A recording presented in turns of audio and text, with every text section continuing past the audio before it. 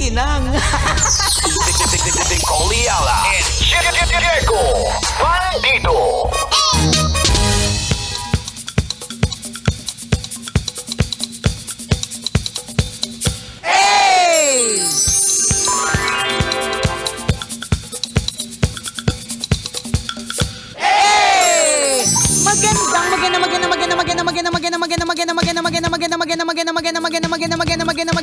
Magandang tanghali.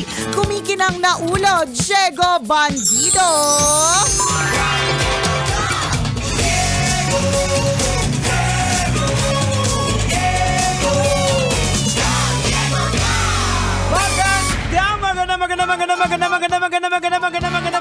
Magandang tanghali. Kumikinang ina.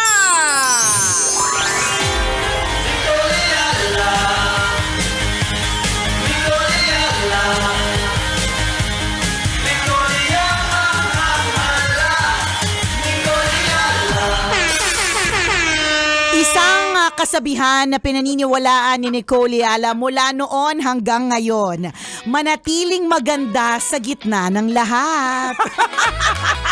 Sa gitna ng mga pagbagsak, maging maganda. Hindi, alam mo, lagi ko to sinasabi. Isa to sa mga favorite adlibs ko dati pa na alam mo girl, kailangan laging mapula yung labi mo, kailangan maganda lagi yung postura mo kasi hindi mo alam kung kailan mo mamimit ang iyong worst enemy. Tama. O kaya yung babaeng pinagpalit sa'yo ng ex-boyfriend mo. Oo. O kaya dun sa moment na nahulog ka mula sa Ayan. sinasakyan mong air wheel. Tama. Kaya sa mga taong mga bida-bida, dapat Ayan. lagi kayong maganda. Dahil anytime. Correct! Anytime pwede pong mabidyohan yung katangahan po ninyo. So bakit po namin to kinikwento? Strike 3 na po si Nicole Ayala. All angles ng pagkakahulog. Tama. Natandaan po ninyo, meron pong video na nadapa ako paakyat ng hagdan. Sagdan, oo. Merong video, Pababa. nakakalabas lang pababa ng Aha. hagdan. Ito naman, Abangan meron nyo. meron pong video na pahiga naman. Nakakalurky. Buti talaga naka-makeup ako today. Oh. Tapos maganda yung outfit ko. Isipin mo na lang kung yung outfit ko medyo maikse. Tapos ganun yung pagkakabagsak ko. Kita pa yung panty ko hindi maganda. As in, plakda. Plakda. Oh. Alam mo, isa ko natutunan na lesson dyan, talaga, is that anything can happen Uh-huh. in an instant. Sa totoo lang, alam mo, kasalanan to ng dalawang tao. Kasalanan to na asawa ko na nakaisip ng content. Ganito pa siya. Actually, yung content na yan, noon niya pa sinabi sa akin nung nag-increase na yung gasolina. So sabi niya sa akin, gawa ka ng content na papasok ka ng office gamit yung air wheel ng anak mo. So yung air wheel kasi... Explain natin kung anong air wheel para maintindihan ni Manong Driver. Correct. Yung air wheel po, yun po yung parang maleta. Maleta, yan. Na may gulong, tapos may, Motorized siya. Oo, motorized siya. So, rechargeable kasi yun. Oo, yun yung kadalasan nakikita natin sa airport, na yan. sinasakyan yung maleta tapos parang nagmumotor. Parang may nagmumotor. Oo. Maliit pero maleta siya. May Oo. mga gumagamit din ito sa mall, ganyan. So, at hindi pa namin tapos yung bayaran. Nasira ko na. Kasi anong ginawa ni Nicole Ayala? Nakakaloka!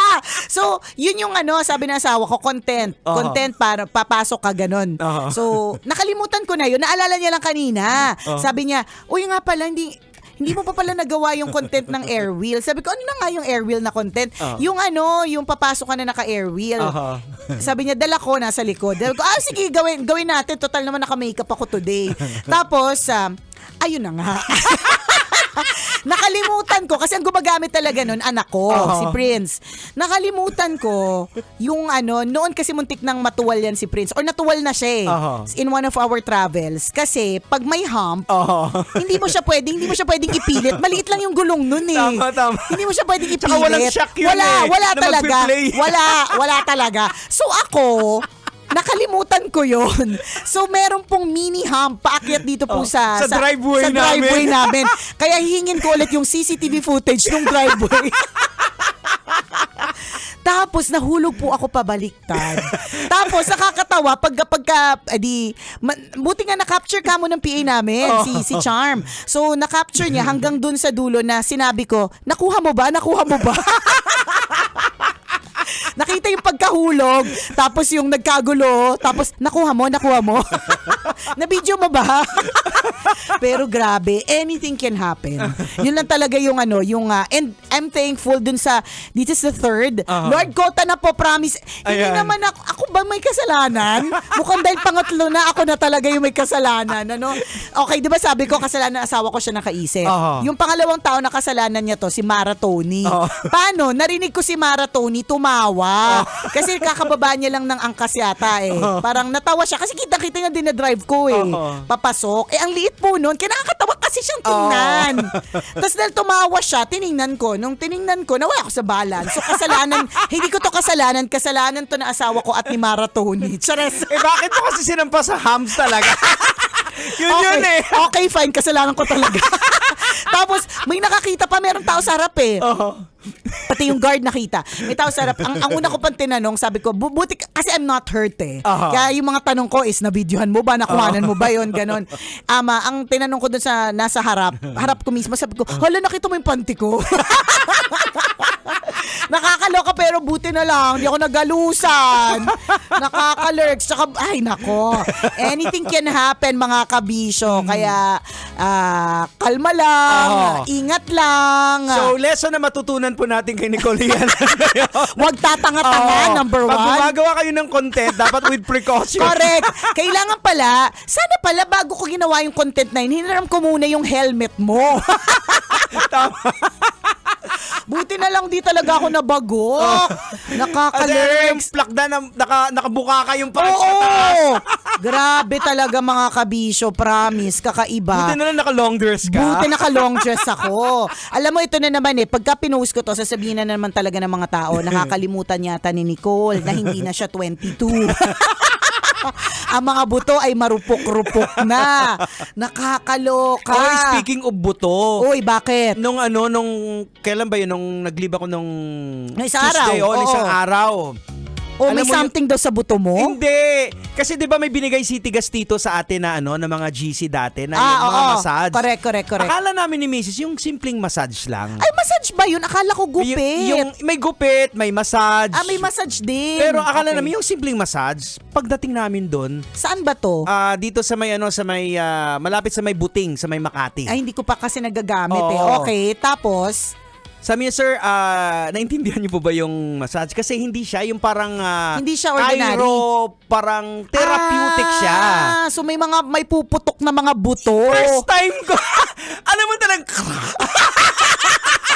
na para bang ayaw mo nang ituloy? O masarap? Ano ba? Masarap siya. Sabi, sir, tayo ka muna. Tinignan niyo yung posture ko. Sir, medyo tumatagilid na po. Yung, Ang alin yung utak mo. Matagal na ang tagilig, miss. Huwag kang judger. Ayan, si Sir Mark pala, Sir Mark. Hi, Maraming Sir salamat. Mark. So, nakita niya, kaya lagi kong nararamdaman yung frozen shoulder ko dito sa side. Kasi oh my hindi God, na balance. yan na ba yung solusyon sa frozen shoulder ko? Totoo. Tapos yun nga, kinorek niya yung mga bones ko, pati yung tenga ko, hinila, tumutunog. Totoo, yung tenga mo tumunog. Napakaraming luga niyan. Charot. Hindi, tapos yung pinakahuli na, basta ang daming pinatunog, yung mga ankles ko, talagang kinorek niya yung knees ko. Oh, Tapos- parang gusto ko na natatakot ako. Yung pinakahuli, sir, okay lang ba i-adjust? Nakahiga ng okay lang ba i-adjust yung likod Spine, mo? okay. Oo, sabi ko, sige sir. Tinalian niya ng kumot yung liig ko. Tapos, sabi, sir, relax lang. Biglang hinila ko. Hindi siya kapag tinalian yung lower leg mo, paano mo sasabihin sa akin magre-relax ako? Tinalian mo yung leg ko. Tapos hindi kita kilala. Tapos tumunog yung likod ko. Hala. Tapos pagkatapos, Parang relax siya. parang nakahinga ka ng mas malalim. Oo, parang ang gaan na ng... Pero proceed with caution. Yes, oo. Proceed with caution. Alam mo, ito yung mahirap sa atin eh. Sa totoo lang, tayo mga DJ, basta na lang tayong punta ng punta, basta sinabing may GC, hindi man lang nag-research. Alam mo, ilang beses na nangyari sa amin yan eh. Halimbawa, isang beses, inimbita kami sa ganitong lugar. Di ba? Punta lang naman kami ni Diego. Hindi namin masyadong kilala. Di ba? Hindi namin kilala. Ano na nga May itsura? naghanap kami ng picture. Ay, ito yung itsura niya. Tingnan. Oo. Tapos ngayon, basta na lang binigyan ng GC, hindi mala nag-research. Nakaka-lurkay. Ayan eh. So, salamat ulit sa Therapeutics Ba't gusto ko Health i-try? Wellness Spa. Oo. Okay. Ayan, Sige. si Sir Mark, napakagaling. Ang galing talaga. O, sige, try ko po Sobra. yan, Sir Mark. Antabayanan nyo po. Marami pong budong puputok po sa akin. And speaking of pasasalamat, kahapon po, medyo naging intense yung meeting namin sa Love Radio. Pero lumamig naman ang aming pakiramdam Ayan. nang dahil sa pinadala ng Mang Ay, Inasal salamat. na extra creamy halo-halo. Maraming salamat, Mang Inasal. Favorite natin Kumalma yun. kami lahat. Correct. Matapos Pagkatapos ng mga matindihang at mainitan naming usapan sa meeting na aantabayanan nyo po. Antabayanan nyo. Kasi may content din kami doon. So, again, itong extra creamy halo-halo ng Mang Inasal na super sarap. Alam mo ba, 49 pesos lang siya Ay. on March 29. O, di ba? Mark your calendars, mga kabisyo. Ang delivery po is only through the Mang Inasal Oo. app, GrabFood and Food Panda. One day only. Ayan, dahil sa sobrang intense nga ng kahapon ng meeting, parang nabitin kami sa halo-halo. At nabitin kami sa halo-halo. So, Hanggang ngayon pinag-uusapan pa rin natin correct. Actually, ang intense po. Antabayanan nyo po yan, Abangan mga ninyo. kabisyo. Abangan nyo po yan. Basta ang dami pong kailangan antabayanan at abangan. Ay, nakakaloka mga eksena. Oh, well, pagod ako. Kaya kahapon nga, pagdating ko sa bahay, ang dami kong kinain. Alam mo yun, para bang pagod na pagod ako nung ang dami ko nang kinaing halo-halo. May kinain din ako ng pansit from Mang Inasal, 'di ba? Pero pagdating ko sa bahay, parang kailangan ko pang kumain kasi Ako ang din. intense talaga nung naging meeting namin kahapon. Antabayanan si niyo po Tanya nga yan. na hindi kumakain, napakain. Correct! Si Tanya na hindi kumakain pag meeting, biglang napakain, biglang napaupo, kahit na antok na siya. Correct, oo. Di ba? Oh well. Basta. Pero alam mo, ang maganda na lang sa mga ganitong klase mga bagay, kapag ka may mga intense, mga may init na ganap, dapat alam natin how to cool down. Yan, oo. Or alam natin kung paano tayo magbabalik sa state ng pagiging chill. Oo. 'Di ba? Yung Ayan. ganun, dapat alam natin 'yun kapag ka nandun na tayo sa maximum level ng init ng ulo, for example, o kaya stress, 'di ba? Anong gagawin mo para mag-relax? Tama. Yan. Alam mo, isa sa mga naisip ko din na follow-up sa content na yun, yung reaction video natin. Pwede. Kaya alam mo, nakaano ba? Sayang wala na videohan yung reaction natin hanggang labas eh. Hindi, yung uupo tayo, papanoorin natin yung pwede. video. Ay, pwede. Ayan, Gawin tingin ko natin mas maganda yan, digital. True. Let's go. Let's do this.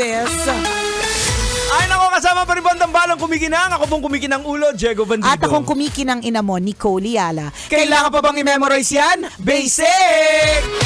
This Ayun. Basta antabayanan nyo po ang lahat ng mga Oo. pwedeng antabayanan. Alam nyo, Grabe. ang hirap pong maging omni-channel influencer. Yan, oo. 'Di ba? Na hindi mo lang iniisip ang radio, Oo. kundi iniisip mo rin ang content. Tama. Sa totoo lang, kaya dun sa mga nagsasabing, ang dali lang naman ng trabaho nyo, tawa Oo. kayo ng tawa. Hindi! Kung alam nyo lang. Kung alam nyo lang po, hindi po siya madali. O siya, kami po ay may gagawin muna ni Jegs. Exit muna kami, mamaya tayo ulit banding. Kwento na mahiwagang burna. Bye! Metro's #1 Love Radio. Basic!